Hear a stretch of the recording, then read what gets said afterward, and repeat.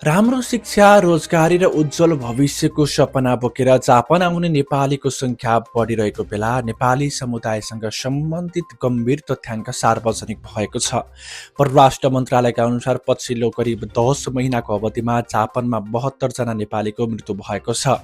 तीमध्ये 28 जना विद्यार्थीको मृत्यु आत्महत्याको कारण भएको उल्लेख गरिएको छ। केही घटनामा मृत्युको कारण स्पष्ट भए पनि धेरै घटनाका कागजातमा कारण खुल्न नसकेको जानकारी दिएको बताइएको छ।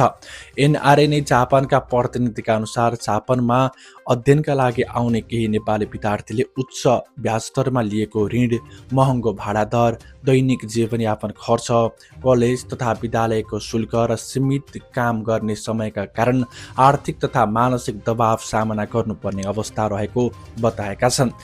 त्यसमा नेपालमा रहेको ऋण तिर्नुपर्ने जिम्मेवारी समेत जोडिँदा केही विद्यार्थी थप तनावमा पर्ने गरेको उनीहरूको भनाइरहेको छ। यद्यपि हरेक आत्महत्याको कारण एउटै हुँदैन।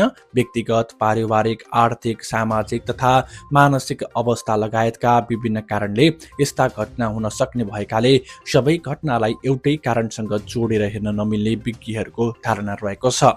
जापान आउने विद्यार्थीले आफ्नो आर्थिक अवस्था, अध्ययन खर्च, बसोबास, कामको अवसर तथा मानसिक स्वास्थ्यलाई समेत ध्यानमा राखेर योजना बनाउनु पर्ने देखिएको छ। विद्यार्थी समस्यामा परेमा एक्लै सामना गर्नुको सट्टा विश्वासिलो साथी, परिवार, विद्यालय वा सम्बन्धित सहायता निकायसँग समयमै कुरा गर्नु महत्त्वपूर्ण मानिएको छ।